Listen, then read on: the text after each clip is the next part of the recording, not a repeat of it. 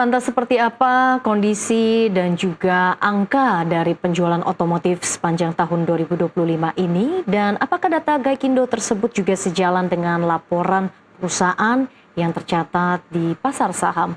Rekan saya Rian Antono akan memaparkannya lebih lengkap untuk Anda. Silakan Rian. Baik, terima kasih Ellen. Ini menarik sekali kalau kita melihat tadi angka yang Anda paparkan yang diluncurkan oleh Gaikindo untuk bulan November ini memang terjadi kenaikan yang terbilang tipis. Karena memang jika kita mengacu pada 2025 data dari Januari sampai ke Oktober katakanlah itu menjadi sebuah tahun yang cukup pesimistis bagi dunia industri otomotif ataupun juga mobil yang bisa kita sampaikan di sini. Namun di November ini menjadi ada peningkatan yang sedikit, namun kita masih akan melihat seperti apa Desember. Namun Ellen dan juga pemirsa, kita akan mengulasnya untuk 2025. Industri otomotif serba tersendat. Mengapa demikian? Kita akan bahas beberapa data-datanya pemirsa.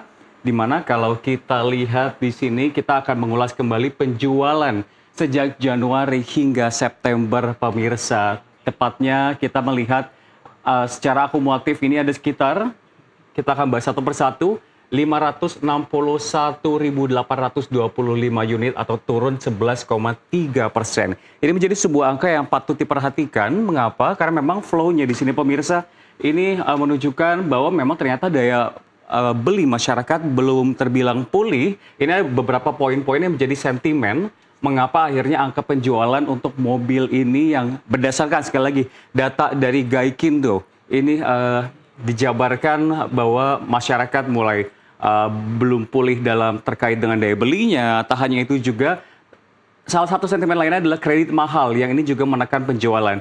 Dan dari semua sentimen-sentimen ini daya beli masyarakat menurun. Pada akhirnya dealer menjadi yang paling terkena dampak. Kita akan melihat seperti apa pergerakan angka-angka di perkembangan-perkembangan dari Januari pemirsa. Ini terbilang volatile dari April ke Juli, Juni, lalu juga Oktober. Oktober sendiri ini kita akan bahas nanti di akhir pemirsa. Jadi kita patokannya adalah dari Januari sampai di September terbilang ini turun terus. Namun Oktober ini memberikan sebuah harapan. Kita akan ulas nantinya.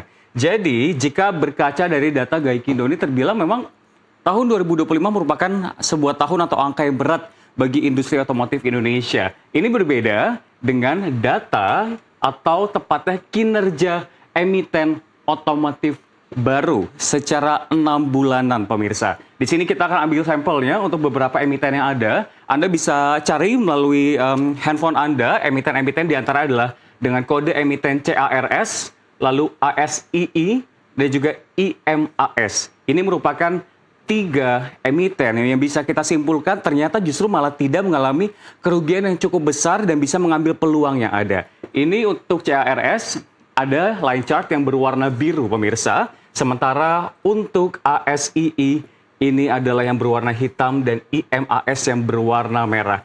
Kenaikan yang cukup signifikan bisa kita lihat di sini ada berwarna biru dengan positioning atau posisinya di 48,31%. Lalu juga ASI di 48,31%, sementara IMAS 26,23%. Ini menunjukkan bahwa menjadi sebuah pertanyaan sebetulnya. Seperti apa kinerja yang dilakukan oleh mereka dari 3 emiten ini yang membuat akhirnya bisa melawan data-data yang dimiliki oleh Gaikindo. Kita akan ulas juga ternyata memang kinerja-kinerja yang ada di emiten otomotif ini bukan hanya ketiga ini saja, namun kita juga melihat seperti apa sebetulnya data-data dari emiten-emiten lain atau perusahaan-perusahaan lain pemirsa, di mana ternyata ada kinerja motor dan juga pasar mobil bekas yang bisa dibilang kita akan pantau seperti apa pergerakannya. Jika kita melihat untuk ASLC ini terbilang masih dalam zona yang terbilang aman walaupun terjadi penurunan juga pemirsa. Sementara itu untuk MPMX ini juga berada di terdepresiasi 7,21%, sementara posisi untuk ASLC di angka 21,43%, sehingga ini semakin menunjukkan seperti apa sebetulnya kondisi dari otomotif dari Januari hingga September. Setelah itu kita juga akan melihat seperti apa angkanya yang ada sebelumnya telah kami munculkan dan sebelumnya telah saya spill pemirsa di bulan Oktober. tadi ini menjadi sebuah harapan bagi masyarakat khususnya untuk pelaku industri di bidang otomotif, di mana memang data Oktober ini sebuah harapan yang mulai muncul bagi industri ini. Kenapa? Karena tadi seperti yang kita ketahui ada beberapa poin yang dapat kita lihat. Di sini tembus 74.019 unit. Lalu juga ini menjadi salah satu bulan terbaik di 2025. Katakanlah mungkin jika kita tarik garis dari April hingga Oktober, ini merupakan salah satu bulan yang terbaik. Bahkan jika dibandingkan dengan, ya betul, Januari. Dari Januari ini merupakan angka yang terbaik dan yang tertinggi, sehingga akhirnya investor ataupun juga para pelaku pasar saham dan juga mereka yang bekerja di industri ini masih akan melihat seperti apa nih.